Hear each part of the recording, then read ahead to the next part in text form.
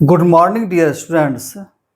आज की कक्षा में हम लोग क्लास 10th ज्योग्राफी का जो पहला चैप्टर है संसाधन विकास और उपयोग, उसके प्रश्न उत्तर को हल करेंगे। लेकिन प्रश्न उत्तर हल करने से पहले कुछ एक दो टॉपिक्स बचे हुए हैं जिसको कि डिस्कस करना है। अभी तक हम लोगों ने संसाधन क्या है, संसाधन के महत्व, संसाधन के प्रकार, साथ ही साथ संसाधन पे वैश्विक स्तर पर संसाधन की चिंताओं को व्यक्त करने के लिए, साथ ही साथ उसके संरक्षण के लिए जो बहुत सारी संस्थाएं बनी है, उनके बारे में हम लोगों ने बड़े ही विस्तार से और सरल तरीके से समझने का प्रयास किया है। एक दो पॉइंट्स बचे हुए हैं जिसमें कि संसाधन का नियोजन और भारत में संसाधन नियोजन और सतत पोषणीय विकास की अवधारणा, 3 टॉपिक्स हैं। इसको पहले देख लेते हैं, उसके बाद इसके सभी प्रश्न उत्तर को हम लोग देख लेंगे। तो चलिए प्रारंभ करते हैं। संसाधन का नियोजन। नियोजन शब्द आप लोग जानते हैं, नियोजन क्या होगा। जहां हम संसाधन की नियोजन की बात कर रहे हैं,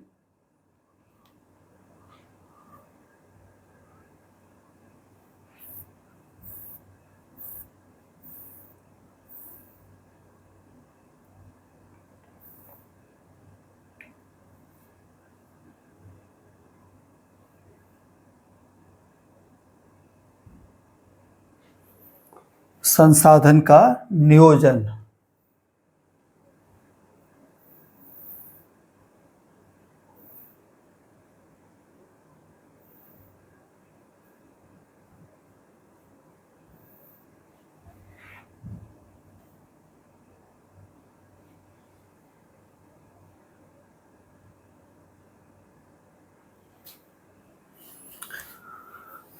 नियोजन शब्द आप लोगों को नया लग रहा होगा कि नियोजन क्या होता है, लेकिन इसी नियोजन के इंग्लिश शब्द को आप लोग बार बार सुने होंगे। नियोजन का अर्थ होता है प्लानिंग। जब हम लोग किसी कार्य को करने के लिए जाते हैं या हमारा कोई लक्ष्य होता है वहाँ किसी स्थान पर या किसी कार्य को पूरा करने का, तो उस लक्ष्य तक पहुँचने के लिए हमें क्या क्या प्लानिंग करने पड़ते हैं, कौन कौन सी चीज़ों का ध्यान रखना पड़ता है कि कैसे हम अपने लक्ष्य तक पहुँचे, साथ ही साथ क्या क्या संसाधन की आवश्यकता होगी, कौन कौन से इंस्ट्रूमेंट लगेंगे, उसी को कहते हैं नियोजन। नियोजन का अर्थ होता है प्लानिंग। तो यहाँ बात हो रही है संसाधन के नियोजन की। तो इसमें हम लोग देखेंगे कि हमें किस प्रकार अपने संसाधनों का नियोजन करना है। नियोजन का अर्थ होगा प्लानिंग।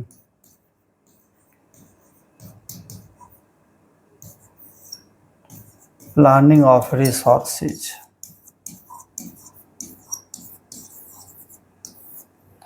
किस प्रकार से हम लोग अपने संसाधन को नियोजित करेंगे एक प्लान्ड तरीके से।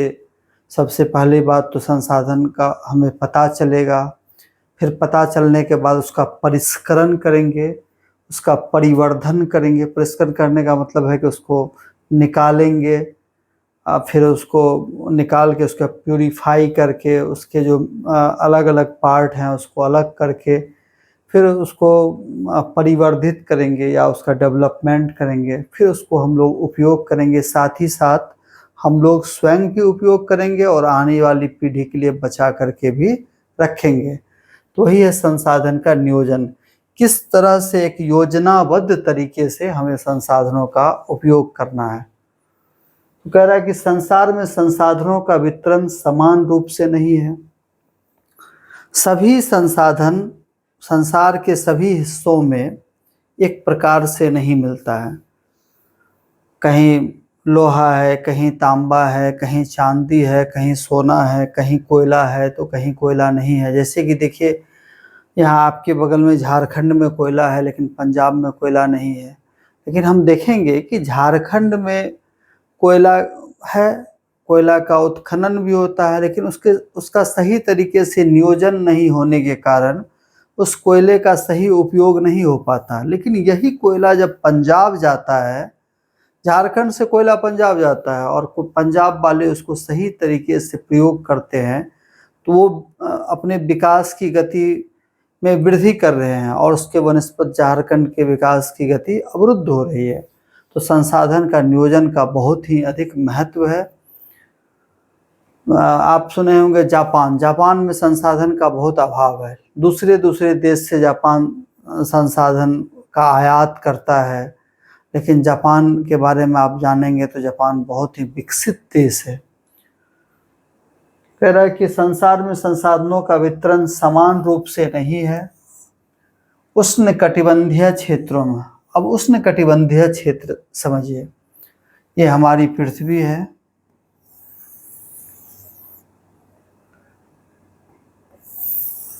ये हमारा इक्वेटर है, विषुवतीय रेखा, और इक्वेटर से ऊपर ये देखिए हमारा ये नॉर्थ डायरेक्शन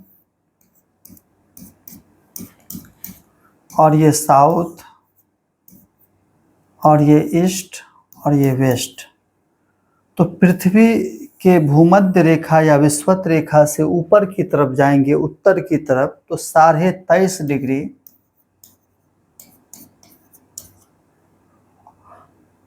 यहाँ एक काल्पनिक रेखा, इस रेखा को कर्क रेखा कहेंगे, और फिर 23.5 डिग्री दक्षिण की तरफ आएंगे, साउथ की तरफ 23.5 डिग्री,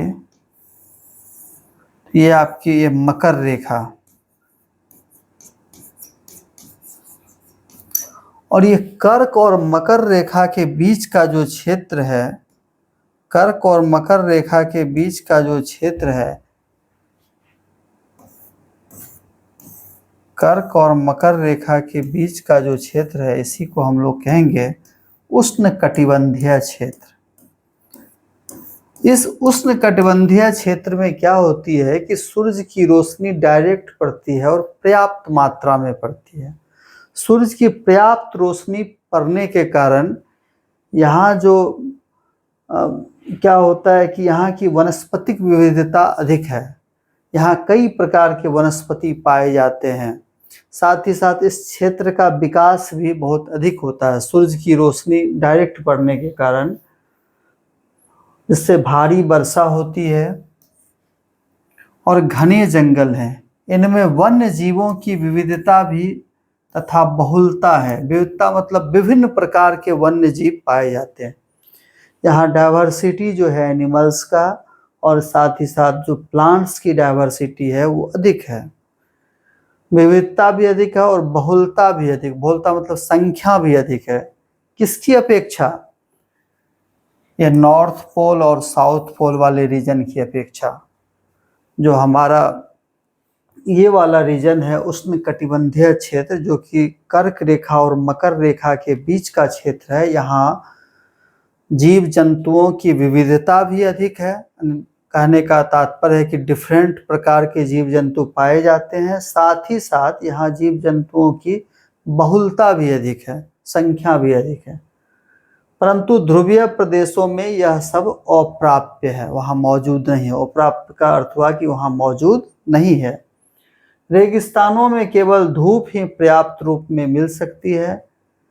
इसी प्रकार भूमि की उर्वरता भी केवल कुछ क्षेत्रों की नदी बेसिनों में है। अब जो नदी वाला एरिया है, जो नदी जिस होकर के नदी बहती है, तो वहाँ फिर वही बात है, वहाँ भी जीव जंतुओं की विविधता अधिक है, बहुलता भी अधिक है। और रेगिस्तान में सिर्फ धूप है, वहाँ जल का अभाव है, तो रेगिस्तान में भी डाइवर्सिटी एनिमल्स की कम है। हमारे यहाँ जो एकमात्र रेगिस्तान है थार, तो वहाँ देखेंगे कि जीव जंतु की उपलब्धता वहाँ पर बहुत कम है। तो जहाँ पर्याप्त मात्रा में जल होगा, पर्याप्त मात्रा में सूरज की रोशनी पहुँचेगी, वहाँ जीव जंतुओं की विविधता कहने का मतलब है कि विभिन्न प्रकार के जीव वहाँ पाए जाएंगे, विभिन्न प्रकार के पेड़ पौधे पाए जाएंगे, साथ ही साथ उसकी संख्या भी अधिक होगी। असम क्षेत्र में असम के क्षेत्र में भारी वर्षा होती है, तो वहाँ जंगल घने हैं वहीं भारत के पश्चिमी भाग में राजस्थान का रेगिस्तान है। झारखंड, मध्य प्रदेश, छत्तीसगढ़ में कोयले एवं अन्य खनिजों के भंडार हैं। वहीं इसके उत्तर के क्षेत्रों में खनिजों का अभाव है। लद्दाख और अरुणाचल प्रदेश के शेष भागों से प्रायः कटे हुए हैं तथा संसाधन विहीन हैं। इस दृष्टि से पूरे देश के समान रूप से विकास के लिए नियोजन बहुत आवश्यक है। यहाँ यह बताना चाह रहा है, इनके कहने का तात्पर्य है कि संसाधनों का वितरण पूरे देश में एक समान नहीं है। कहीं प्रचुर मात्रा में संसाधन है तो कहीं संसाधन का बहुत ही अभाव है। अगर संसाधन को हम लोग भारत के वनिस्पत देखेंगे कि भारत में संसाधनों की क्या उपलब्धता है, तो इस मैप से आप समझ सकते हैं। और संसाधनों की उपलब्धता और अनुपलब्धता का सीधा संबंध जलवायु से है और साथ ही साथ पृथ्वी के उत्पत्ति से है। यहाँ देखिए, ये इस तरह का रेड कलर का ये जो गोल वाला हिस्सा है, वहाँ आयरन की उपलब्धता है।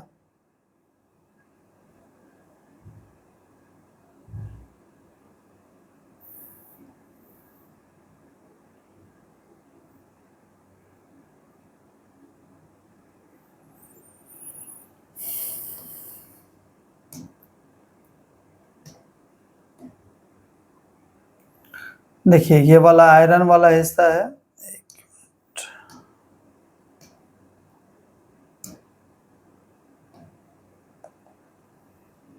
यहाँ आयरन होगा, यहाँ आयरन, ये रहा आयरन, आयरन, आयरन।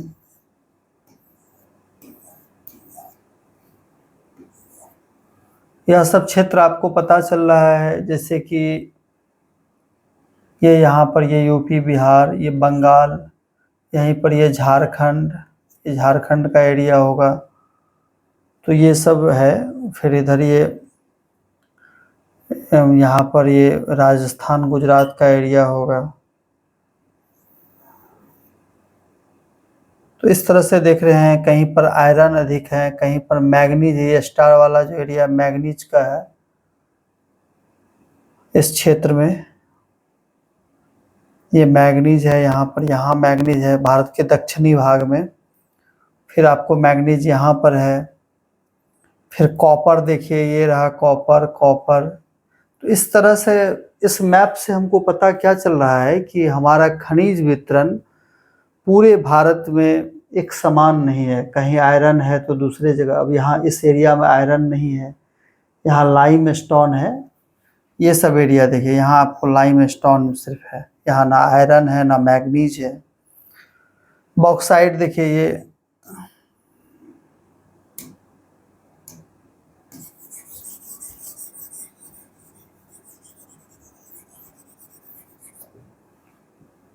ये प्लस वाला माइका है, यहाँ माइका है झारखंड में, ये झारखंड का एरिया है। ये सब माइका है झारखंड, और ये पश्चिम बंगाल का एरिया है। माइका यहाँ देखिए बहुत अधिक मात्रा में, ये रहा माइका, ये सब।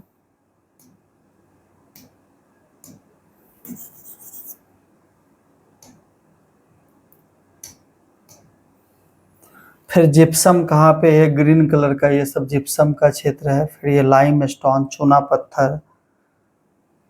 फिर उसके बाद बॉक्साइट। तो कहने का तात्पर्य है कि झारखंड या हो या भारत के अन्य क्षेत्र हो, तो सभी जगह खनिज का वितरण समान नहीं है। खनिज के वितरण में क्या है, असमानता है। कहीं पर खनिज मौजूद हैं तो कहीं पर खनिज मौजूद नहीं है, या कहीं पर दूसरे प्रकार के खनिज मौजूद हैं तो अन्य जगह अन्य प्रकार के खनिज मौजूद हैं। तो आवश्यकता, तो अब आयरन की आवश्यकता संपूर्ण भारत के लोगों को है। आयरन की आवश्यकता क्या है, संपूर्ण भारत को। यहाँ जो सुदूर पूर्व में कोई अगर स्टेट है तो वहाँ सिक्किम, वहाँ भी आयरन की आवश्यकता है। नीचे केरल में भी आयरन की आवश्यकता है, तो ऊपर आपको कश्मीर में भी आयरन की आवश्यकता है। तो आयरन आपको निकल रहा है कुछ ही क्षेत्रों से, तो क्या होगा, यहाँ उत्खनन होगा और फिर इस आयरन को परिष्कृत कर और परिवर्धित कर क्या होगा, भारत के सभी हिस्सों में पहुंचाया जाएगा। जहां मौजूद है वहां से उत्खनन कर, वहां से परिष्करण और परिवर्धन कर सभी स्थानों पर पहुंचाना, यही प्रक्रिया नियोजन कहलाती है। साथ ही उतना ही उत्खनन करना जितना कि और अधिक बचा रहे आने वाली पीढ़ी के लिए, तो इसी को क्या कहेंगे, इसी को हम नियोजन कहते हैं। उसी तरह से जहाँ कॉपर है और अन्य जगह पर कॉपर नहीं है, तो यहाँ से कॉपर निकाल करके यहाँ से भारत के अन्य क्षेत्रों में भी कॉपर को पहुँचाना, क्योंकि कॉपर की आवश्यकता तो भारत के सभी क्षेत्रों में है। तो इसी प्रक्रिया को नियोजन कहेंगे। तो संसाधन का नियोजन यही है। संसाधन के नियोजन से सीधा सीधा तात्पर्य है कि संसाधनों का एक उचित तरीके से प्रयोग करना,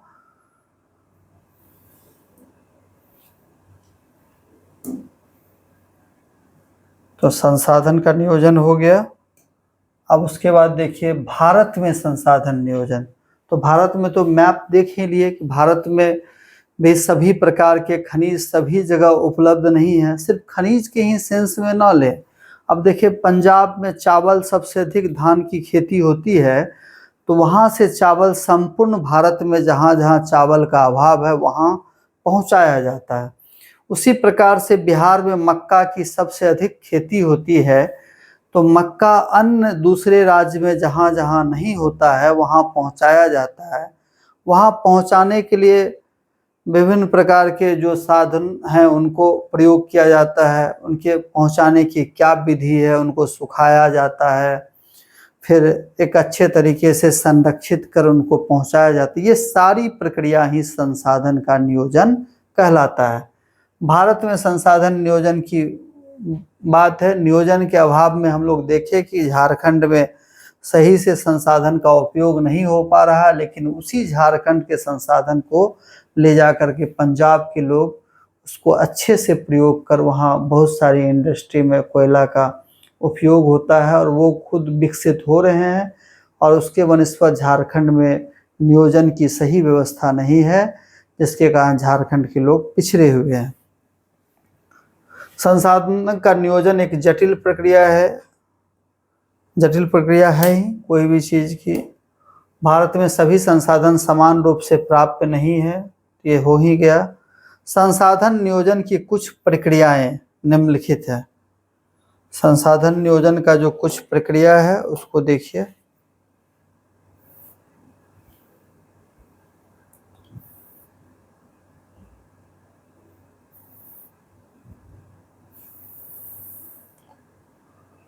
करा कि देश के विभिन्न क्षेत्रों में उपलब्ध संसाधनों की पहचान करना, पता लगाएंगे कि कहाँ कौन से संसाधन मौजूद हैं। दूसरा है कि संसाधन की मात्रा एवं गुणात्मक स्तर पर संसाधन की मात्रा एवं गुणात्मक स्तर का निर्धारण करना। मात्रा की हमारे पास कितने संसाधन मौजूद हैं, साथ ही साथ उसका क्या गुण है।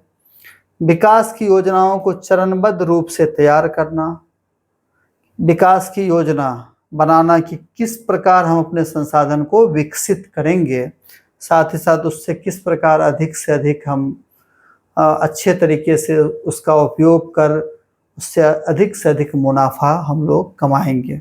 समुचित विकास के लिए उचित तकनीक अपनाना, प्रॉपर टेक्निक्स का यूज करेंगे। उसके बाद देखिए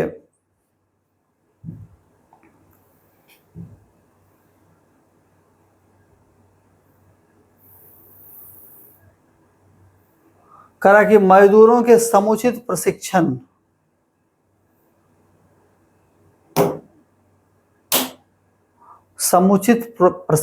प्रॉपर ट्रेनिंग के लिए हम लोग देखे थे पिछली कक्षा में किस प्रकार झारखंड के मजदूर या हमारे भारत के मजदूर सही प्रशिक्षण के अभाव में अमेरिका के मजदूर से पीछे चल रहे हैं। उसे पैसा भी कम मिल रहा है, साथ ही साथ उसके द्वारा बनाए गए सामान की वैल्यू भी कम है। तो मजदूरों के समुचित प्रशिक्षण के लिए संस्थानों की स्थापना, इसी के दिशा में अभी भारत सरकार स्किल डेवलपमेंट का बहुत सारा कार्यक्रम चला रही है। स्किल डेवलपमेंट का कौशल विकास, आप लोग देखे होंगे प्रधानमंत्री कौशल विकास की बहुत सारी योजनाएं चलती है। इसमें क्या होता है कि हम मानव संसाधन को प्रशिक्षित करते हैं, इससे कुशल मजदूर मिल सके और इन्हें सही तकनीक का समुचित ज्ञान हो। राष्ट्रीय स्तर पर योजनाओं का निर्धारण, पूरे भारत के लेवल पे हम लोग प्लानिंग करेंगे संसाधन का नियोजन के लिए देश की आर्थिक समृद्धि के साथ नागरिकों का समान रूप से कल्याण हो सके। इनमें प्रथम प्रक्रिया में कह रहा है कि इनमें प्रथम प्रक्रिया में विशेषज्ञों का दल विभिन्न क्षेत्रों में संसाधनों का मूल्यांकन कर, बस वही सब बात है, संसाधन का पता लगाता है, फिर उसके बाद उसके नमूने एकत्र कर उसकी गुणवत्ता का अध्ययन करता है और इसके बाद प्रशिक्षण संस्थानों की स्थापना कर कुशल मजदूर तैयार किए जाते हैं। कह रहा है कि खेद है कि संसाधनों से धनी राज्य झारखंड और छत्तीसगढ़ अत्यंत पिछड़े हुए हैं, क्योंकि यहाँ नियोजन किए बिना अकुशल मजदूरों से ही पुरानी तकनीक से संसाधनों का दोहन होता है। दोहन कहने का मतलब है कि उसका मिसयूज होता है। वहीं पंजाब जैसे राज्य जहाँ न तो कोयला और न लोहा, परंतु इन्हें बाहर से मंगाकर यहाँ विकसित तकनीक का प्रयोग कर अनेक सामानों का उत्पादन होता है। तो यही बात है। उसके बाद देखिए दूसरा हमारा टॉपिक्स है संसाधन का संरक्षण। संरक्षण हम कई बार बता चुके हैं। संरक्षण का अर्थ होता है उसको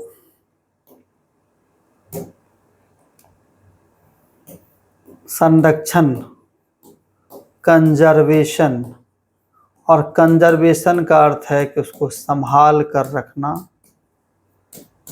जैसे आप अपने नए कपड़े को संभाल कर रखते हैं या कोई कीमती चीज़ को संभाल कर रखते हैं, उसी तरह से ये संसाधन भी हमारी पृथ्वी के लिए बहुत ही कीमती है, हमारे मानव के लिए बहुत ही कीमती है, इसको संभाल कर रखना।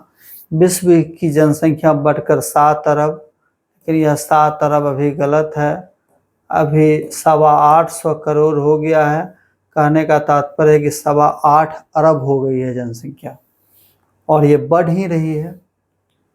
सबसे अधिक कुछ बढ़ रहा है तो मानव की जनसंख्या बढ़ रही है। तो विश्व की जनसंख्या बढ़कर 7 अरब नहीं, अब 825 अरब हो गया है।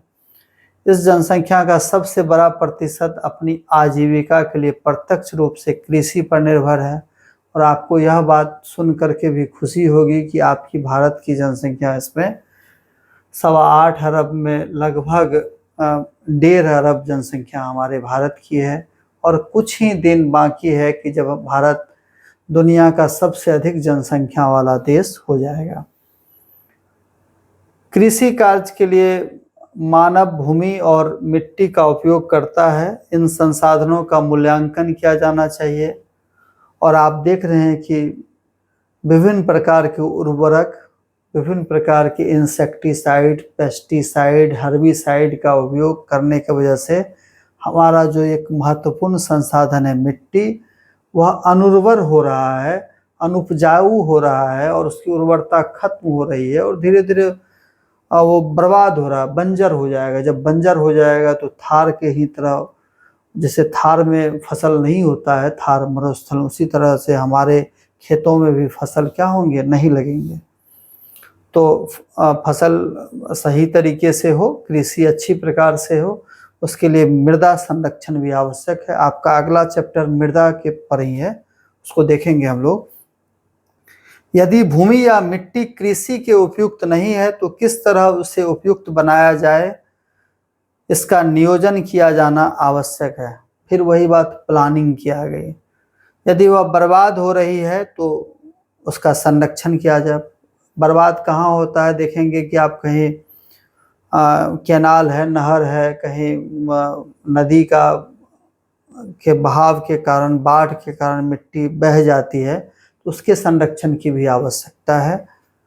भूमि और मिट्टी के अधिकाधिक उपयोग की योजना बनाना भी आवश्यक है। भूमि उपयोग ऐसा होना चाहिए कि विभिन्न प्रकार की मिट्टियों के अनुकूल फसलें उगाई जाए। जलवायु की दशाओं का ध्यान में रखते हुए उपयुक्त कृषि प्रणाली का विकास किया जाए। और उपयुक्त कृषि प्रणाली सबसे अच्छी है अभी ऑर्गेनिक। ऑर्गेनिक फार्मिंग का कॉन्सेप्ट है अभी, और साथ ही साथ जैव कृषि का, बायो फार्मिंग का भी कॉन्सेप्ट है। ये ऑर्गेनिक से भी अच्छा है बायो फार्मिंग, जैव कृषि। इसमें क्या होता है कि हम लोग बायो फार्मिंग में जैसे कि जीव से ही प्राप्त उत्पाद का उपयोग करते हैं, और खाद के रूप में जैसे गोबर का उपयोग कर लिए, यूरिया के जगह हम लोग मवेशियों के यूरिन का उपयोग कर लिए, तो इस प्रकार से होता है। तो बायो फार्मिंग का कॉन्सेप्ट आना चाहिए, उससे हमारे मिट्टी की उर्वरता क्या होगी, नहीं घटेगी। पृथ्वी पर स्थल से अधिक जल का विस्तार है। हम लोग देखें कि 71% क्या है, जल है। और एक और बात यहाँ आपको बहुत ही अच्छा, एक हाइड्रोपोनिक्स टेक्निक होता है कि जो यहाँ पर बिना किसी इनर्ट मीडियम के कृषि की जाती है, उसको भी देख लीजिए, बहुत ही अच्छी टेक्निक्स है यह।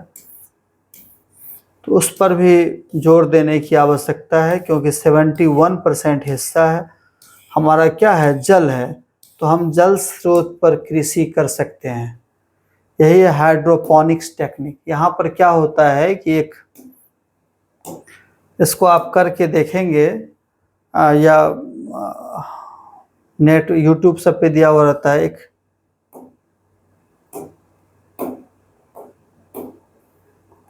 एक ट्रे, ये सब में क्या किया जाता है कि यहाँ पर इसमें पानी भर दिया जाता है, पानी भर के इस पर कोई सीड लगा दिया, और ये इस पानी में जो भी इसेंशियल मिनरल्स है, इसेंशियल जो भी पोषक तत्व हैं, वो मिला करके सिर्फ पानी में ही फार्मिंग की जाती है। ऐसा तो आप लोग देखते ही हैं, मखाना की फार्मिंग होती है ना, मखाना की फार्मिंग पानी में ही होती है। तो हाइड्रोपोनिक्स टेक्निक अर्थात कहने का मतलब बिना मिट्टी, बिना बालू का कृषि करना, खेती करना। पिछले दिन हम एक जगह पढ़ रहे थे, तो उसमें हमने देखा कि वहाँ पर इंस्टेंट फॉडर, इंस्टेंट फॉडर कहने का मतलब है कि तत्क्षण मवेशियों के लिए चारा, जिसमें कि 6-7 दिन का मात्र समय लग रहा था। वो टेक्निक्स उसमें बताया जा रहा था कि बड़ा सा वो क्या किया था, इस प्रकार का वहाँ पे एक साधन था। इसको देखिए, इम्पोर्टेंट समझने के लिए, एक बड़ा सा, ये मान के चलिए एक रेक टाइप का, खटाल टाइप का बना हुआ था, और सभी खटाल पे ट्रे लगे हुए थे। और इस ट्रे में वो क्या किया उन्होंने, इस ट्रे में उन्होंने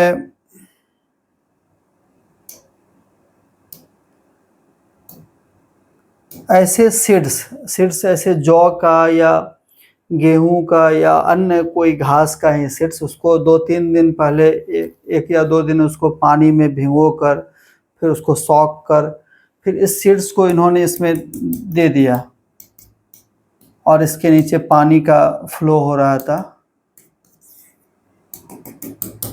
सीड्स को इसमें दे दिया इन्होंने, और टाइम टू टाइम इसमें पानी का छिड़काव करता रहा, या उसके लिए भी इंस्ट्रूमेंट होता है, छोटा छोटा कुछ लगा हुआ होता है, उससे पानी, स्प्रिंकलर टाइप का, फुहारा टाइप का, और उससे पानी उस पर छिड़का जाता रहा।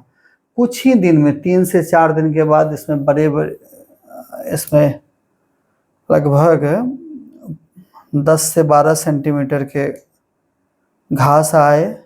और फिर वो घास को हमने देखा कि फिर उसमें इस प्रकार के घास आ गए, और फिर इस घास को, अब देखिए इसमें एक और चीज़ समझने का है। अब इस ट्रे में जो घास है, तो पूरा ये ट्रे घास सहित, ट्रे निकाल करके वो जो घास में ये रूट ये सब था, जड़ ये सब लगा हुआ ही मवेशी को दिया, और मवेशी उसको कंज्यूम कर गया। अब इसमें क्या है कि इसके ऐसे आप घास उखाड़ करके देंगे डायरेक्ट मवेशी को जड़ सहित, तो वो नहीं खाएगी। कारण यह है कि वहाँ पर इनर्ट मीडियम में तो क्या होता है, मिट्टी और बालू लगा हुआ रहता है, लेकिन ये ट्रे वाले सिस्टम में यहाँ मिट्टी और बालू लगी हुई नहीं थी। तो डायरेक्ट इसको क्या कहते हैं, डायरेक्ट यहाँ से उखाड़ करके या डायरेक्ट इसको ऐसे मोड़ करके यहाँ से दे दिया, तो ये व्हाइट जो पार्ट था ये रूट का वो भी मवेशी खा गई। तो ये बहुत अच्छी टेक्निक्स है हाइड्रोपोनिक्स टेक्निक। इससे अभी उन्नत देशों में वेजिटेबल्स की फार्मिंग की जाती है। और साथ ही साथ कुछ इजराइल जैसे विकसित देशों में तो जहाँ पर कि मिट्टी की और अधिक मात्रा कम है तो वहाँ पर वाल फार्मिंग भी की जाती है। से दीवार उवाल पे भी वो विभिन्न प्रकार के गमले ये सब की मदद से वेजिटेबल्स ये सब की फार्मिंग की जाती है। टेरेस गार्डनिंग का कॉन्सेप्ट है, तो ये सब चीज़ है।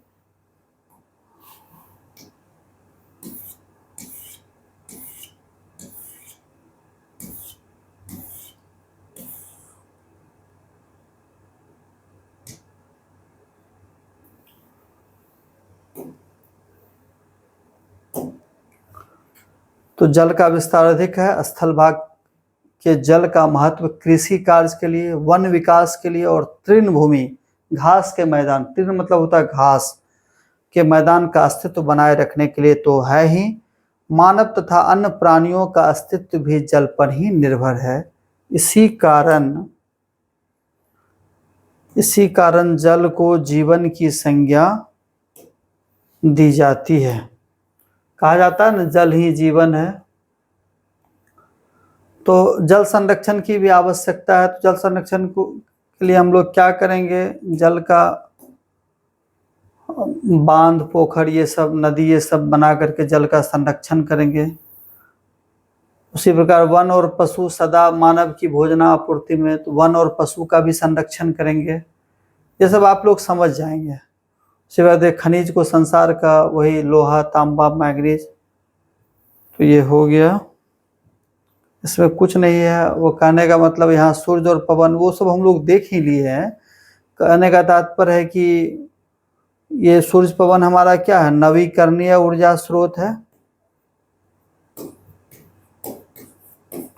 रिन्यूएबल एनर्जी है।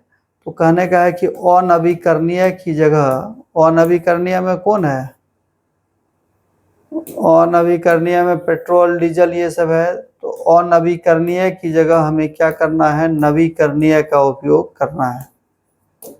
हमने आपको हाइड्रोजन वाली गाड़ी भी दिखलाई है पिछले वाली क्लास में। तो इनका कम उपयोग करना है और इनका ज़्यादा उपयोग करना है।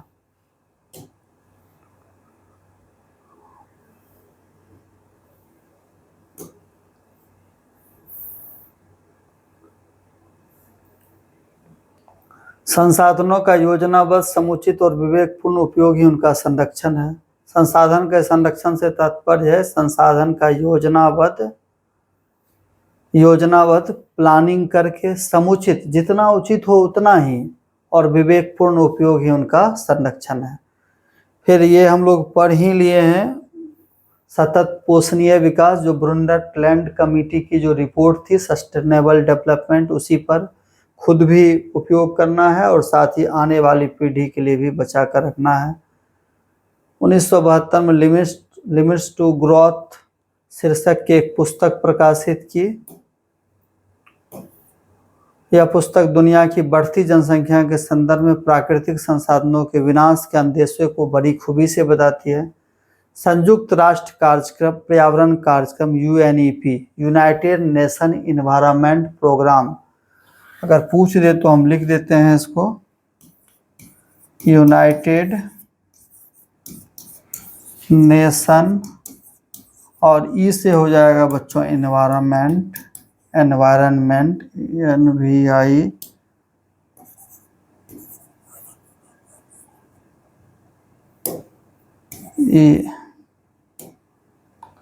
ENVIR, एनवायरनमेंट और प्रोग्राम,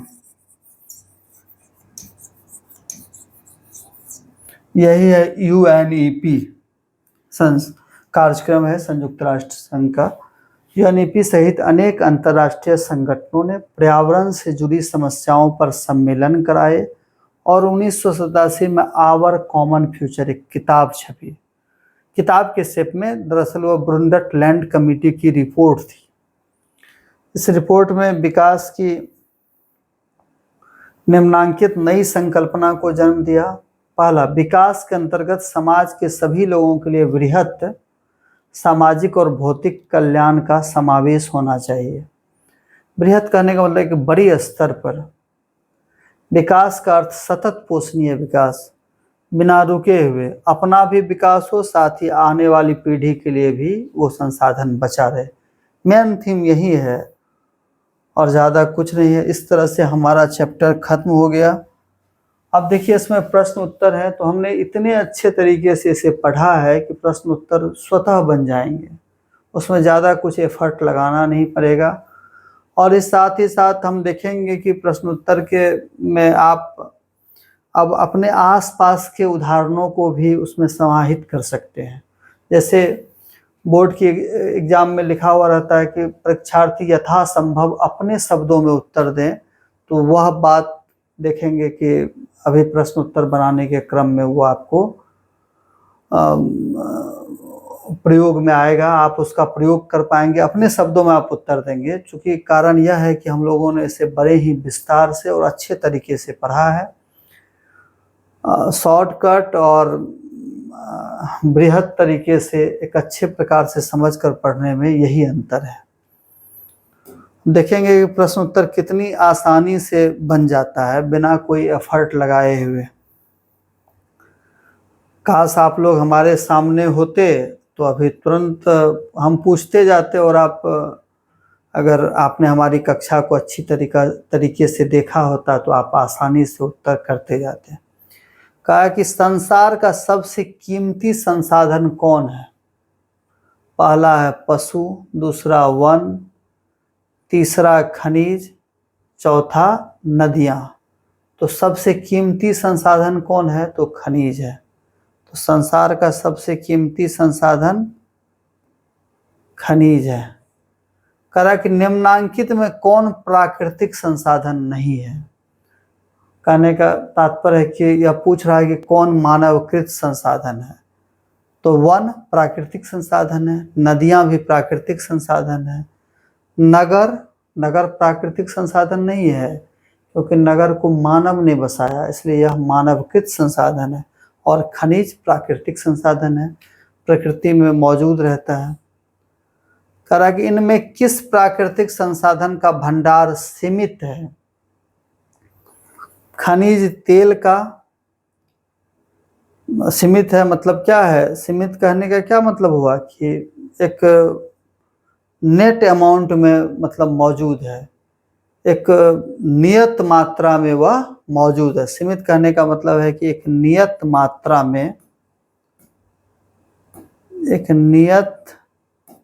मात्रा में मौजूद है, एक एग्जैक्ट अमाउंट में। तो इनमें किस प्राकृतिक संसाधन का भंडार सीमित है? खनिज तेल का। तो पता है कि यह अनवीकरणीय स्रोत है और इसकी मात्रा भी क्या है? नियत है, कांस्टेंट है। कुछ ही स्थानों पर तेल का कुआं है। सौर ऊर्जा नियत नहीं, सीमित नहीं है, असीमित है। जितना आप उपयोग कीजिएगा उतना मौजूद है। हवा भी असीमित है, पानी भी असीमित है। तो कह रहा कि इनमें से किस प्राकृतिक संसाधन का भंडार सीमित है? तो खनिज तेल का। दूसरा हमारा है कि इनमें कौन मछलियों के अस्तित्व को खतरे में डाल सकता है? वर्षा जल, सागर जल, दूषित जल और मानव निर्मित बांध। समझिए एक एक चीज को, रटने की कोई आवश्यकता है नहीं। वर्षा जल प्योरेस्ट वाटर, सबसे शुद्ध जल होता है। 8वीं 7वीं कक्षा में जब जल का एक चैप्टर है वहाँ आप देखे होंगे कि इसको डिस्टिल्ड वाटर बोला जाता है। तो वर्षा जल शुद्ध है तो इसमें मछली काहे मरेगी? सागर का जल, तो सागर का जल खारा है लेकिन सागर के जल में भी मछली पाई जाती है, तो यह भी ठीक है। दूषित जल और एक मानव निर्मित बांध। मानव निर्मित, मानव बांध करके, बांध कहने का मतलब ये डैम, मानव डैम बना करके तालाब पोखर ये सब बनाता है, तो वहाँ भी तो मछली के मरने की कोई संभावना नहीं है। एक है दूषित जल, दूषित मतलब पॉल्यूटेड वाटर, गंदा जल। और गंदा जल में क्या होगा? मछली मर जाएगी, पॉल्यूटेड वाटर, तो दूषित जल होगा। कह रहा है कि ज्वारीय ऊर्जा किस प्रकार संसाधन है, का संसाधन। ज्वार टाइडल आता है, वो समुद्र में होता है क्या कि लहरें उठती है और फिर समुद्र, जैसे कि देखिए ये समुद्र का ये बड़ा सा एरिया है, यहाँ से वो तो असीमित एरिया होता है, अनंत बहुत बड़ा एरिया होता है, तो यहाँ से ज्वार आता है, पानी की ऊंची ऊंची लहरें आती है, तो समुद्र का जो किनारा वाला संकीर्ण हिस्सा होता है वहाँ पर क्या कहते हैं, उस हिस्से में टरबाइन लगा दी जाती है। टरबाइन लगाने से जब वो ज्वारीय ऊर्जा आती है, तो ज्वारीय ऊर्जा इस टरबाइन में क्या करता है, गति करवा देता है, गति करता है, जिससे कि हमें बिजली की या विद्युत की का उत्पादन हम लोग करते हैं। तो ज्वारीय ऊर्जा किस प्रकार का संसाधन है, नवीकरणीय, तो नवीकरणीय तो होगा ही। अजैव, अजैव कहने का मतलब है कि जिसमें जो जीव से प्राप्त नहीं हुआ है, मानवकृत तो है नहीं, जैव भी नहीं होगा, अजैव भी नहीं होगा, नवीकरणीय है, ठीक है। बार बार ज्वार आते रहेगा और बार बार हम इसे क्या करेंगे, ऊर्जा के रूप में कन्वर्ट करते रहेंगे, विद्युत ऊर्जा के रूप में टरबाइन लगा करके। लो अयस्क किस प्रकार का संसाधन है, नवीकरणीय नहीं है, नवीकरणीय नहीं होगा, अनवीकरणीय होगा। सागर तट से कितने किलोमीटर तक के महासागरीय क्षेत्र में पाए जाने वाले संसाधन किसी देश की राष्ट्रीय संपत्ति है। याद कीजिए, बताए हुए हैं बहुत अच्छे तरीके से, नॉटिकल माइल और किलोमीटर में क्या संबंध है वो भी बताए थे, तो 22.2 किलोमीटर। उसके बाद हमारा क्वेश्चन है, तट रेखा से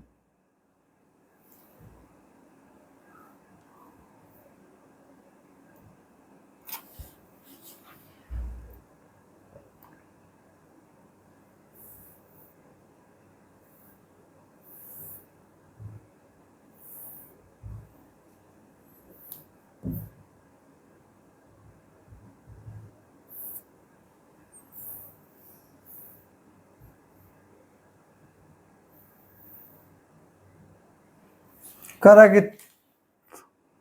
तट रेखा से कितने समुद्री मील, नॉटिकल माइल तक का महासागरीय क्षेत्र किसी देश का अपवर्जक आर्थिक क्षेत्र माना जाता है।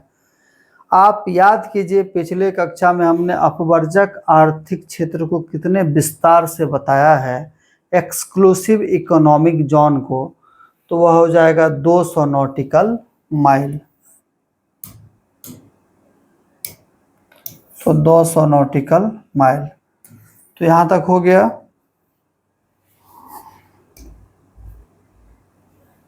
ये गारंटी है कि अब आप लोगों को जो है रटना नहीं पड़ेगा, जिस हिसाब से हमने करवाया है तो आप लोगों को अब रटना नहीं पड़ेगा। अब हम लोग रिक्त स्थानों की पूर्ति करें यह देखेंगे।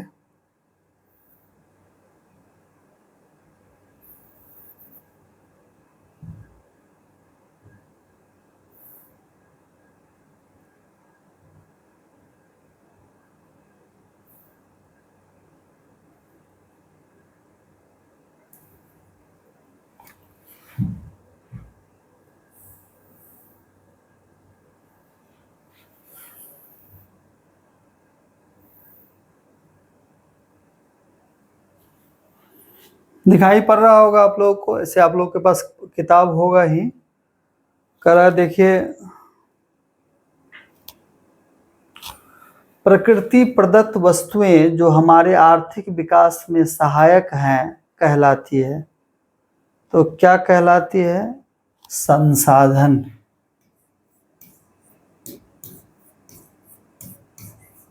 संसाधन कहलाती है।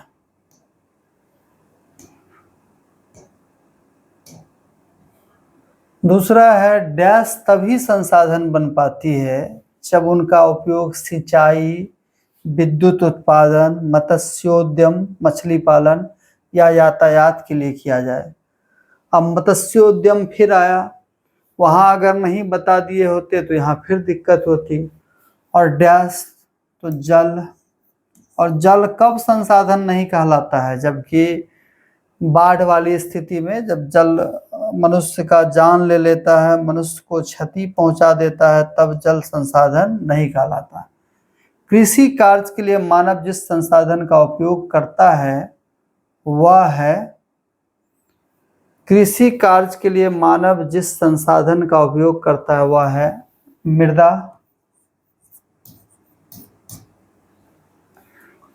पशुओं के लिए भूमि पर ही डैश मिलते हैं, अतः चारण भूमि के संरक्षण की आवश्यकता है। भूमि पर ही भोजन कह दो या घास कह होगा, हो सकता है घास मिलते हैं। ठीक, उसके बाद ये कॉलम वाला मिलाने वाला है, तो मानवकृत संसाधन, पशुधन, पेट्रोलियम, पशुधन भी प्राकृतिक संसाधन, पेट्रोलियम भी, बांध मानव बनाता है, वर्षा जल प्राकृतिक संसाधन। तो मानवकृत संसाधन हो जाएगा बांध, प्रकृति प्रदत्त संसाधन में हो जाएगा प्रकृति प्रदत्त,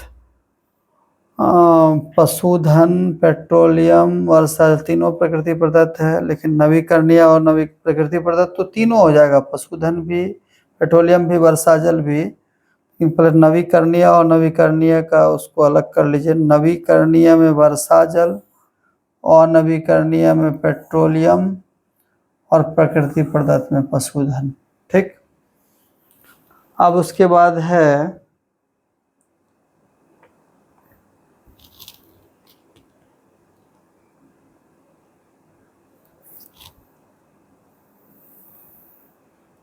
कारण बताएं। तो कारण बताएं में हमारा पहला है कोयला और लोहा दोनों खदान से प्राप्त होते हैं, परंतु लोहे को अजैव तथा कोयले को जैव संसाधन कहा जाता है, क्यों? प्रश्न है हमारा, कोयला और लोहा दोनों खदान से प्राप्त होते हैं, परंतु लोहे को अजैव तथा कोयले को जैव संसाधन कहा जाता है, क्यों? तो इसको लिखिए। कह रहा है कि कोयला और लोहा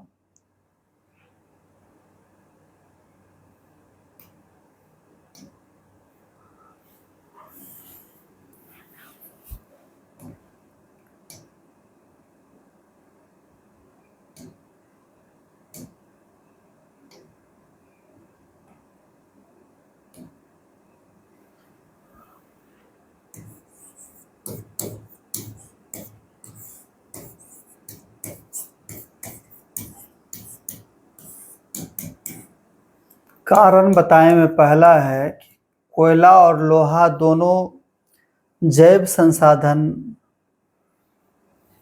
क्या था प्रश्न? कोयला और लोहा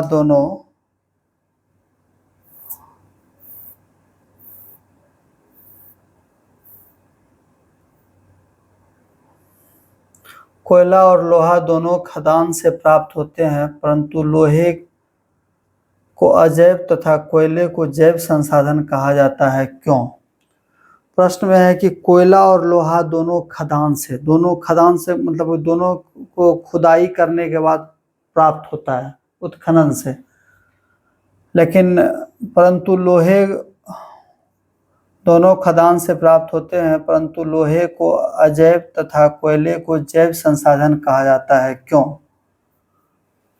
क्वेश्चन नहीं लिखेंगे, सिर्फ आंसर लिखेंगे।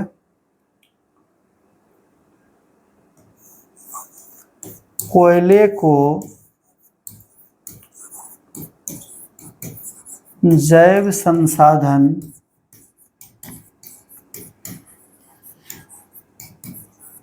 कहा जाता है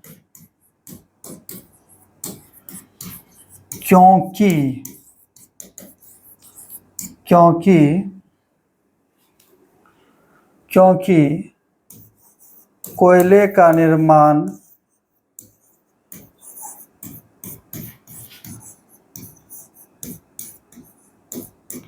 वनस्पतियों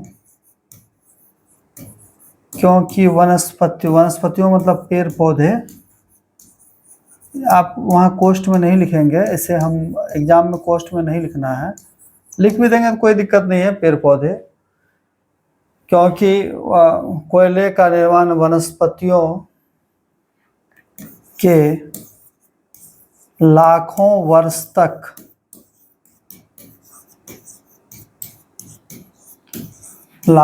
वर्ष तक पृथ्वी के नीचे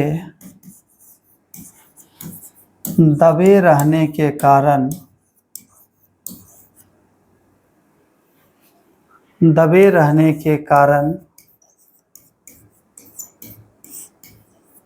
होता है।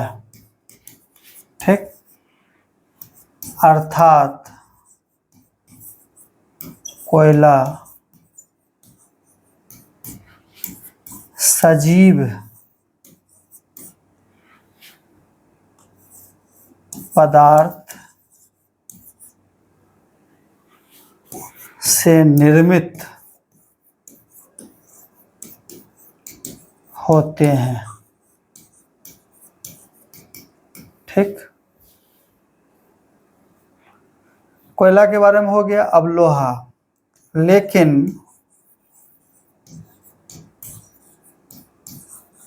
लोहे की प्राप्ति हेमेटाइट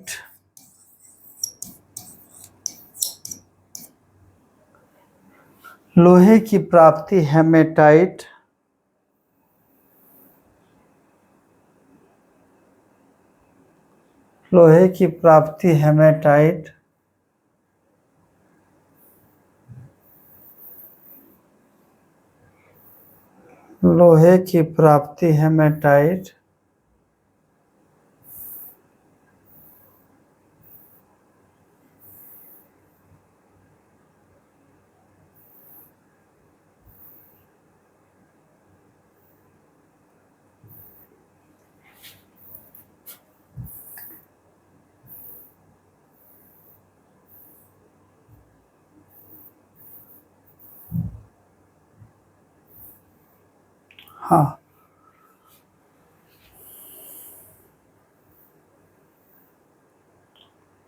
लेकिन लोहे की प्राप्ति हेमेटाइट,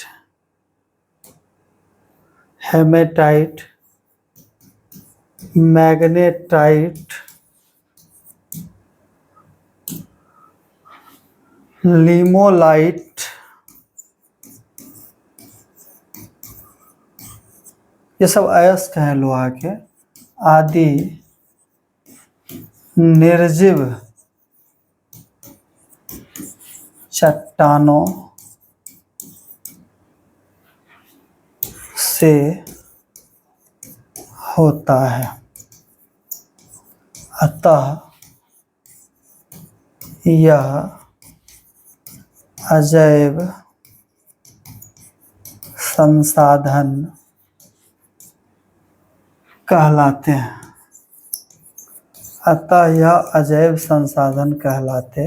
हैं। हो गया। अगर इस तरह का उत्तर आप लिख दीजिएगा और प्रश्न 5 नंबर का है तो निस्संदेह परीक्षक वो जो एग्जामिनर होता है 4, 4.5 नंबर या 5 नंबर भी दे सकता है, बशर्ते वो क्या कहते हैं आकार हर्षिकार में गलती ना हो, साथ ही साथ राइटिंग भी ठीक ठाक हो। तो हो गया, इस तरह से ही लिखना है, इसमें कहीं कुछ याद करने का है नहीं। सीधी सी बात है कि कोयला सजीव से प्राप्त होता है, वनस्पतियों के लाखों करोड़ों वर्ष तक पृथ्वी के नीचे दबे रहने से प्राप्त होता है, तो कोयला जैव संसाधन है, और लोहा निर्जीव चट्टानों से प्राप्त होता है, तो इसलिए लोहा जो है अजैव संसाधन है, तो इसलिए आप इसको लिख लेंगे। दूसरा हमारा, उसके बाद फिर दूसरा हमारा प्रश्न है, हमारे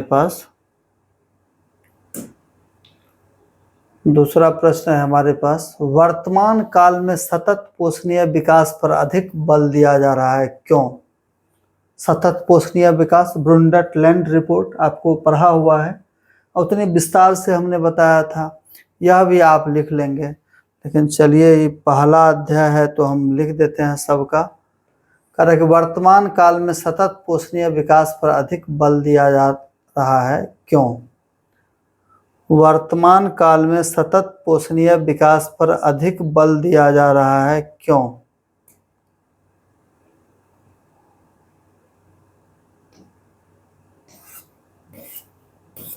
वर्तमान काल में सतत पोषणीय विकास पर अधिक बल दिया जा रहा है, क्यों?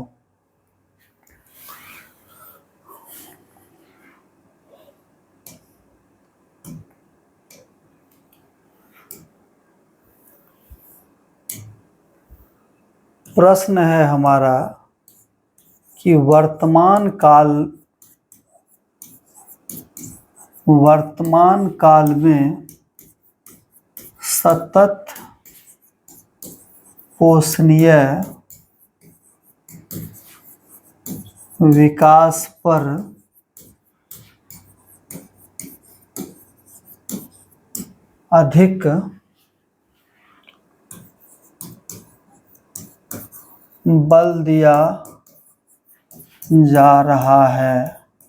अधिक बल दिया जा रहा है, क्यों?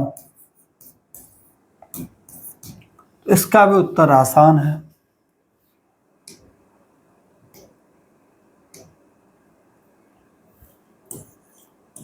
उत्तर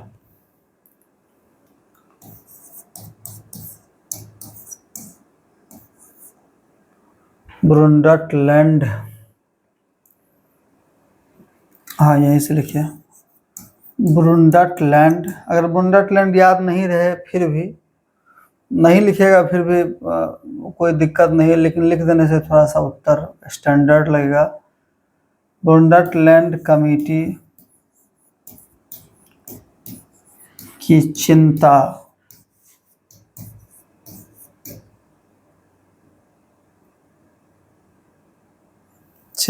नहीं,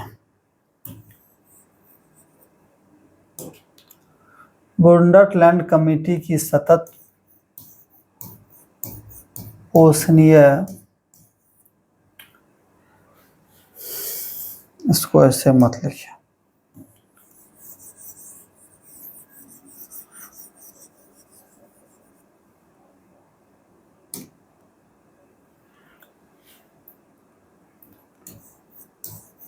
संसाधनों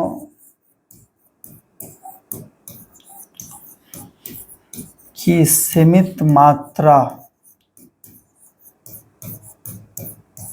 तथा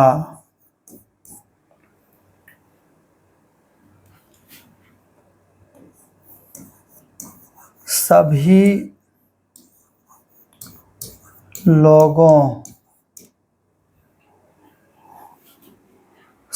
लोगों तक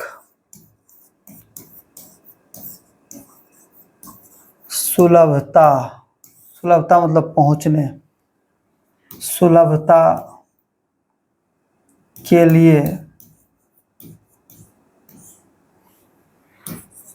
ब्रुंडटलैंड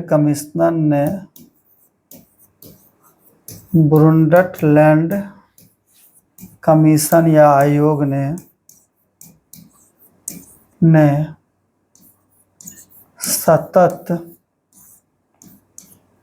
सतत पोषणीय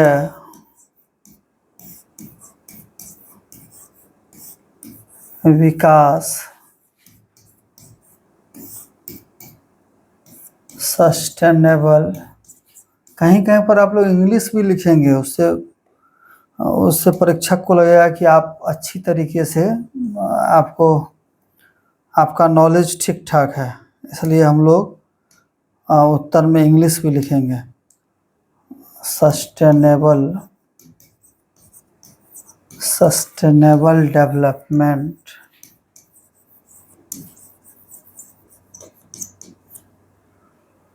संसाधनों की सीमित मात्रा तथा सभी लोगों तक सुलभता के लिए ब्रुंडटलैंड कमीशन ने सतत पोषणीय विकास की अवधारणा प्रस्तुत की। वर्तमान काल में सतत पोषणीय विकास पर अधिक बल दिया जा रहा है, क्यों? ठीक, इसके अनुसार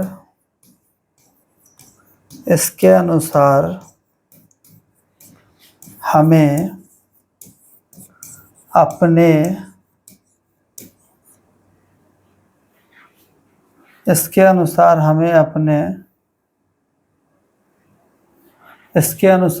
अपने संसाधनों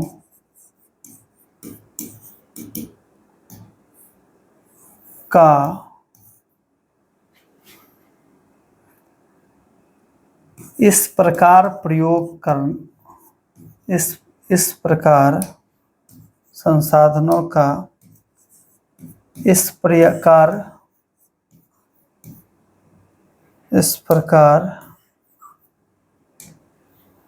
उचित तथा नियोजित भी लिख दीजिए।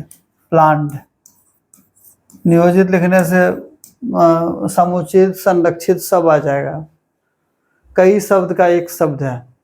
उचित, इस प्रकार उचित तथा, इसके अनुसार हमें अपने संसाधनों का इस प्रकार उचित तथा नियोजित तरीके से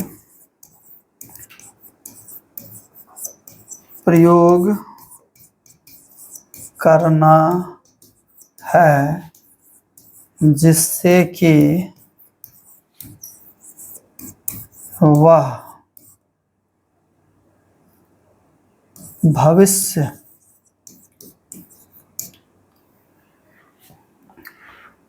के पीढ़ी जिससे कि वह भविष्य के पीढ़ी के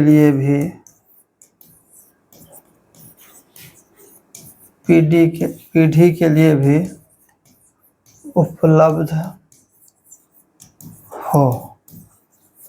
उत्तर में जब आप स्टैंडर्ड शब्द को डालेंगे तो उससे आपका उत्तर सुंदर बनेगा, और जाके डायरेक्टिव ब्रिलियंट से रट करके उतार करके लिख देंगे तो फिर परीक्षक को भी नंबर देने में थोड़ी परेशानी होती है। हमारा तीसरा प्रश्न है, खनिजों को अपूर्य संसाधन कहा जाता है पर वनों को नहीं, क्यों? बहुत अच्छा प्रश्न है। खनिजों को अपूर्य संसाधन कहा जाता है पर वनों को नहीं।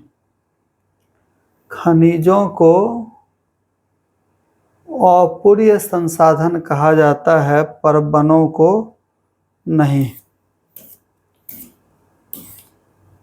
खनिजों को अपूर्य संसाधन कहा जाता है पर वनों को नहीं। चलिए इसको भी हम लोग लिखते हैं।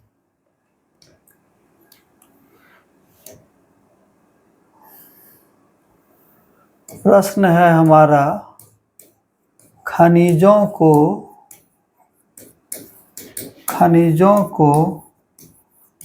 अपूर्य संसाधन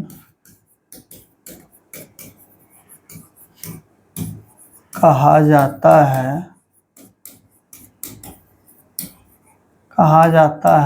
पर वनों को नहीं,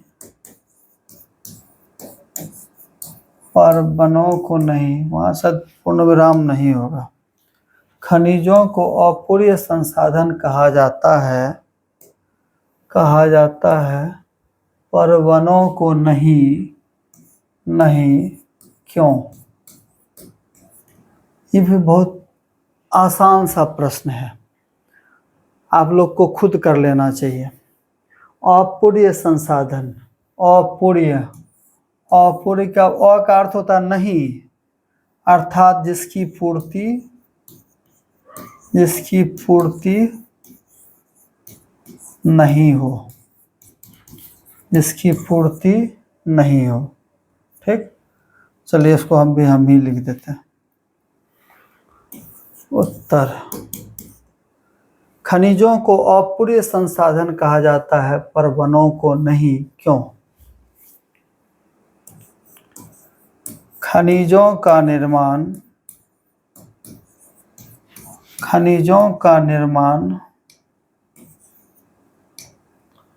खनिजों का निर्माण लाखों करोड़ों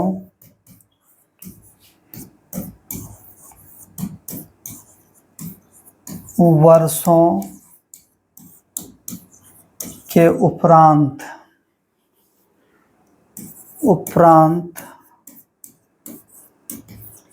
होता है।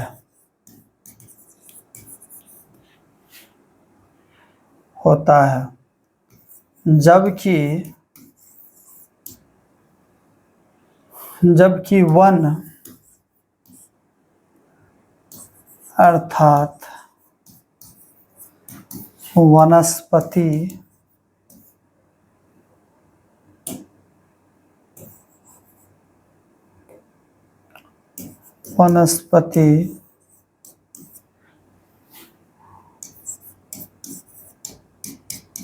पेड़ पौधे जबकि वन अर्थात वनस्पति पेड़ पौधे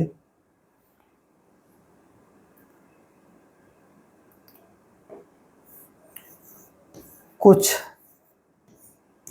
महीने या वर्ष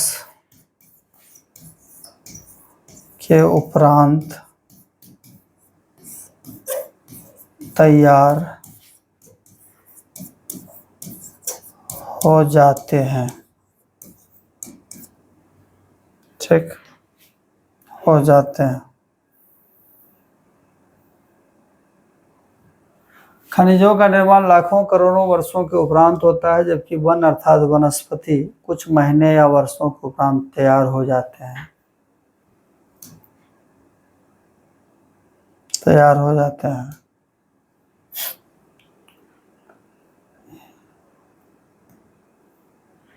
यही कारण है कि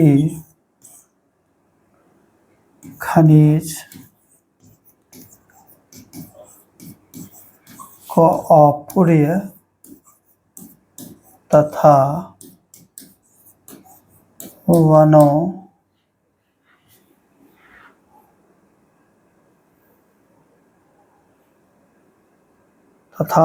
को पूर्य या नवीकरणीय संसाधन कहा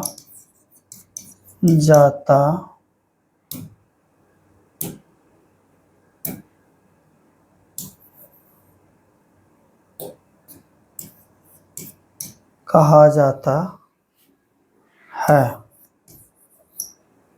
तो चलिए, यह भी हमारा हो गया। बहुत आसान है। प्रश्न था खनिजों को अपूर्य संसाधन कहा जाता है, अर्थात अनवीकरणीय संसाधन या जिसकी पूर्ति संभव नहीं है, पर वनों को नहीं। क्यों? तो अपूर्य का अर्थ होता है जिसकी पूर्ति न हो। तो खनिजों का निर्माण लाखों करोड़ों वर्षों के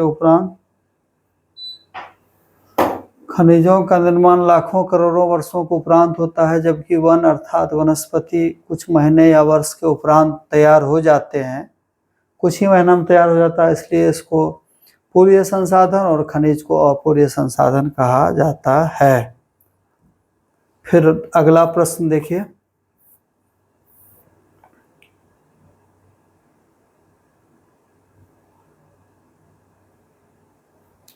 ठीक, अब अति लघु उत्तरीय प्रश्न। ये कारण बताएं हो गया 3। अब अति लघु उत्तरीय।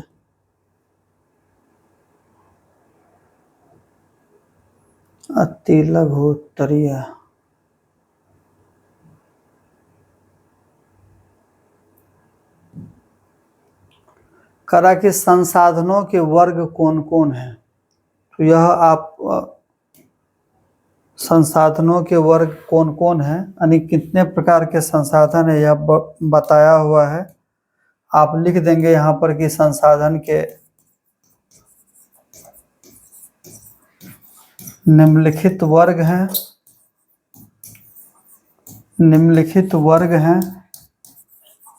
और उसी में वहाँ लिख देंगे कि स्रोत के आधार पर, किताब में लिखा हुआ है पुनः प्राप्ति के आधार पर, और उसके बाद इसी प्रकार से वो पूरा उसको वहाँ लिख देंगे। दूसरा, पृथ्वी सम्मेलन कब हुआ था, तो यह भी बताया हुआ है, वहाँ से आप लिख लेंगे। तो यह हो गया, यह बन जाएगा आपसे। उसके बाद लघु उत्तरीय प्रश्न, खनिज भंडार कब संसाधन बनते हैं, इन्हें किस वर्ग के अंतर्गत रखा जाता है। तो ये क्वेश्चन ठीक है, खनिज भंडार कब संसाधन बनते हैं, इन्हें किस वर्ग के अंतर्गत रखा जाता है।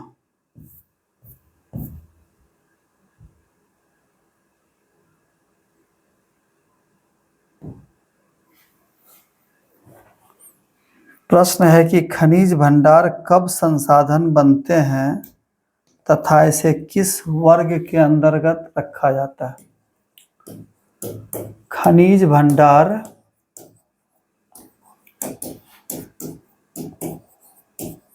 कब संसाधन बनते हैं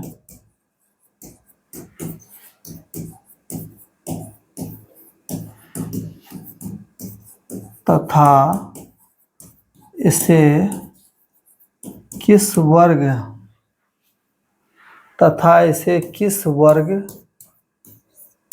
के अंदर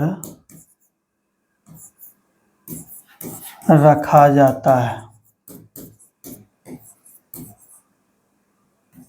ये भी बहुत आसान प्रश्न है। खनिज भंडार कब संसाधन बनते हैं, कब बनते हैं, जब इसके बारे में पता चलता है, साथ ही साथ इसके परिष्करण और परिवर्धन की भी तकनीक होती है, इसके लिए समुचित आर्थिक साधन श्रम शक्ति मौजूद होती है, और इसे किस वर्ग के अंतर्गत रखा जाता है, तो अनवीकरणीय या अपूरणीय संसाधन के अंतर्गत। ठीक, इसका उत्तर लिखिए।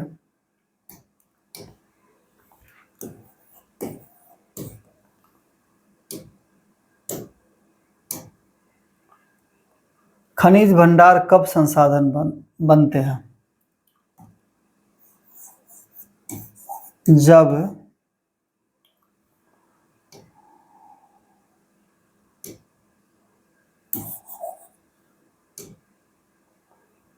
खनिज भंडार कब संसाधन बनते हैं,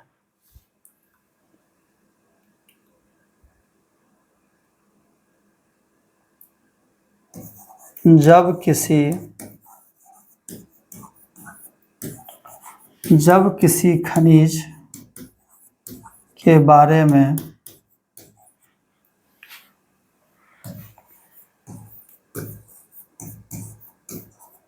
मानव के लिए उपयोगिता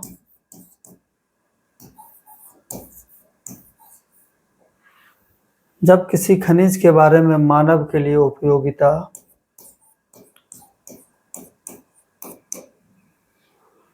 जब किसी खनिज के बारे में मानव के लिए उपयोगिता का पता चलता है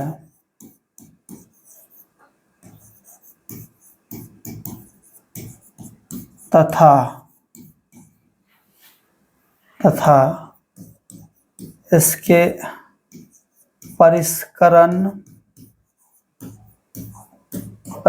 बताया हुआ है, परिवर्धन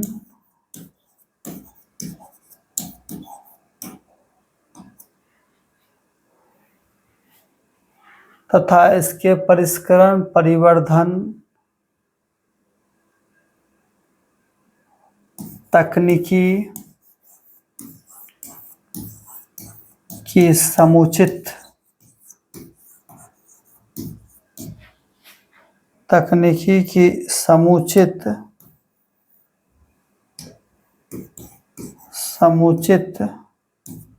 व्यवस्था होती है, तब ये संसाधन, जब किसी खनिज के बारे में मानव के लिए उपयोगिता का पता चलता है तथा इसके परिष्करण, परिवर्धन, तकनीकी की समुचित व्यवस्था होती है, तब ये संसाधन बन जाते हैं। तब ये संसाधन बन जाते हैं। ठीक। तथा इसे किस वर्ग के अंदर रखा है? एक और बात लिख लीजिए इसमें। हाँ, उसे परिष्करण परिवर्धन में ही आर्थिक भी आ जाएगा, छोड़िए उसको। तथा इसे किस वर्ग के अंदर? खनिज संसाधन को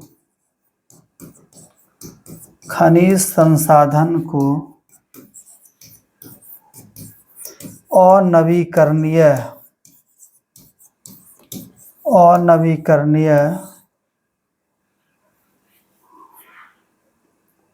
संसाधन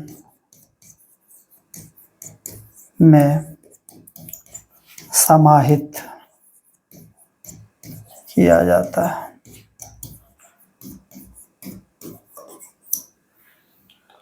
उसके बाद हो गया यह, आप लोग लिख लेंगे इसको। फिर हमारा अगला प्रश्न होगा,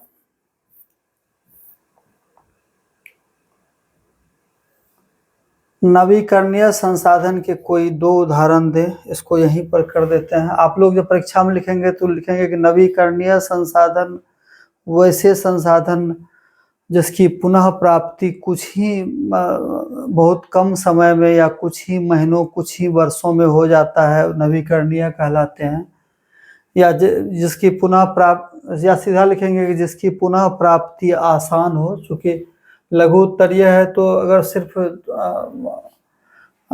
हवा और जल लिख देंगे तो आपको उत्तर नहीं मिलेगा। अति लघु उत्तरीय रहता तब ऐसा होता। तो नवीकरणीय संसाधन के कोई 2 उदाहरण दे। तो इसमें परीक्षक का जो उसका मनोभाव है कि नवीकरणीय संसाधन को आप थोड़ा सा डिफाइन भी कर दें। तो कह रहा है नवीकरणीय संसाधन के कोई 2 उदाहरण दे। तो इसमें आप लिख देंगे कि वैसे संसाधन जिसकी पुनः प्राप्ति, वैसे संसाधन जिसकी पुनः, वहीं लिख देते हैं।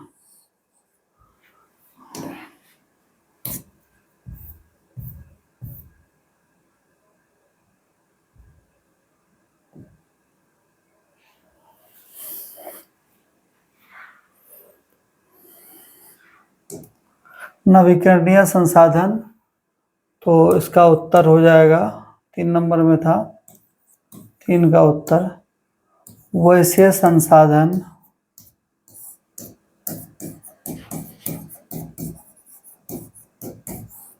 जिसकी पुनः प्राप्ति आसान है, नवीकरणीय संसाधन कहलाते हैं। जैसे वनस्पति,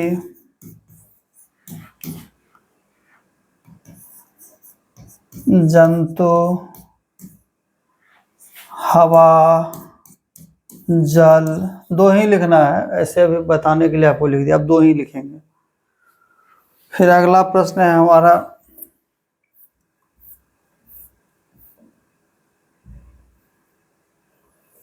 करा कि जैव और अजैव संसाधनों से आप क्या समझते हैं। पुनः यह आसान प्रश्न है कि जैव और अजैव संसाधनों से आप क्या समझते हैं। तो आप लिखेंगे कि उत्तर देकर के आप लिखेंगे कि जैव संसाधन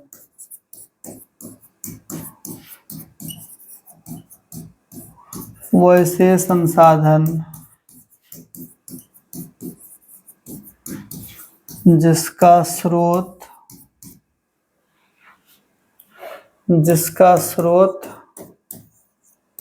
सजीव इसका स्रोत सजीव है। जैव संसाधन, जैव संसाधन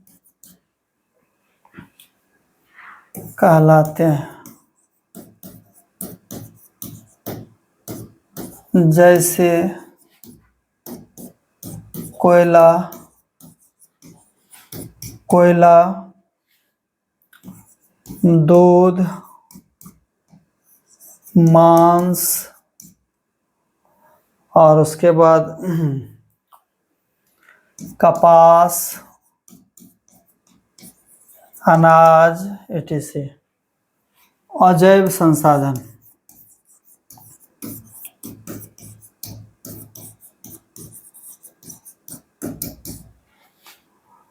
वैसे संसाधन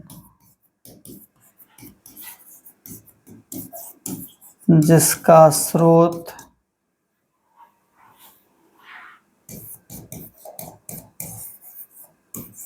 निर्जीव है, जिसका स्रोत निर्जीव है, अजैव संसाधन, अजैव संसाधन कहलाते हैं, कहलाते हैं। जैसे अभी तुरंत देखे थे कोयला, लोहा, जितना खनिज है सब लिख दीजिए। तांबा, हवा, जल, etc। ठीक, यह हो गया हमारा। अब उसके बाद आगे देखिए।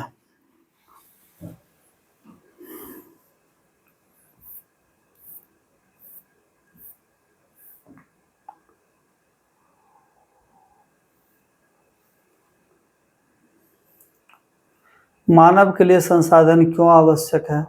ये भी बहुत आसान है। यह भी आप खुद से भी लिख लेंगे। मानव के लिए संसाधन क्यों आवश्यक है?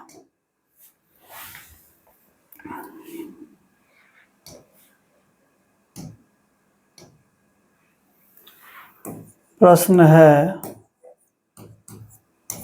मानव के लिए संसाधन क्यों आवश्यक है? आंसर लिखिए। मानव के लिए संसाधन क्यों आवश्यक है? संसाधन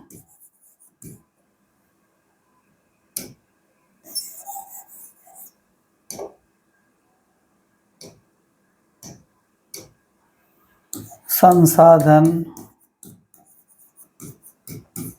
मानव के जीवन को सहज अर्थात आसान, सुगम, आरामदेह, सुविधापूर्ण बना देता है, बना देता है, बना देता है, बना देता है, बना देता है। संसाधन मानव के जीवन को सहज, सुगम, आरामदेह, सुविधापूर्ण बना देता है। अतः, यहाँ कोमा दे दीजिए। अतः, अतः यह मानव जीवन के लिए महत्वपूर्ण है। अतः यह मानव जीवन के लिए महत्वपूर्ण है। कुछ इम्पोर्टेंट संसाधन का भी नाम भी लिख सकते हैं आप।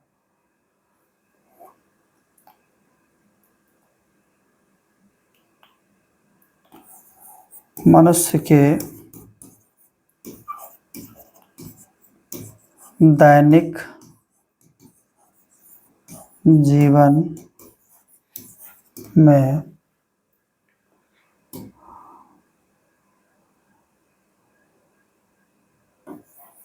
इन संसाधनों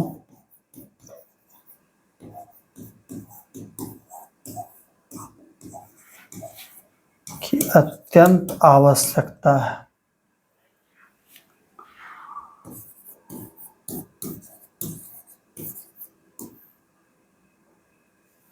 संसाधन मानव के जीवन को सहज, सुगम, आरामदेह, सुविधापूर्ण बना देता है अतः यह मानव जीवन के लिए महत्वपूर्ण संसाधन है। ये मत लिखिए, इसको हटाकर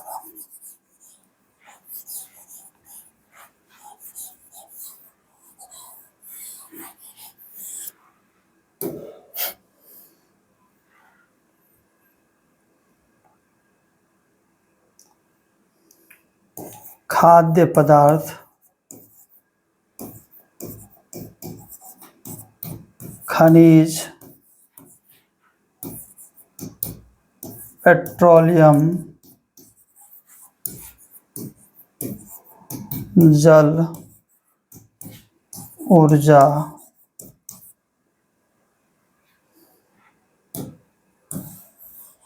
जल,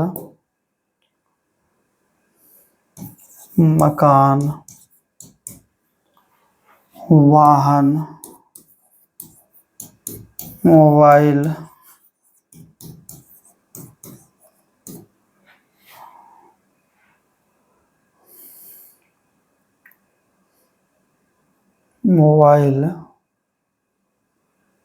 रेलवे,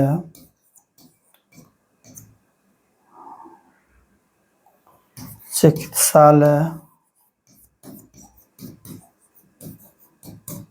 शिक्षण संस्थान,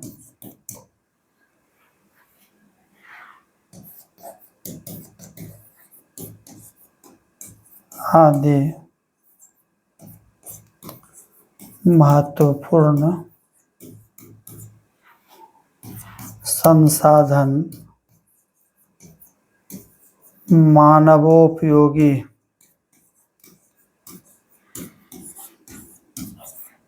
है। ठीक, मानवोपयोगी है, इस तरह से लिखेंगे। प्रश्न ऐसा लिखना है उत्तर की जो थोड़ा सा परीक्षक को लगे कि वो आप अपने मन से लिखें। संसाधन मानव के जीवन के सहज, सुगम, आरामदेह, सुविधापूर्ण मानव के जीवन को हम बना देता है अतः यह मानव जीवन के लिए महत्वपूर्ण है।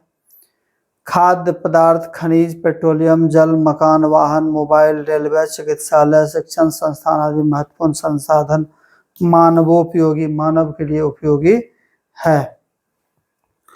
अगला मेरा प्रश्न है,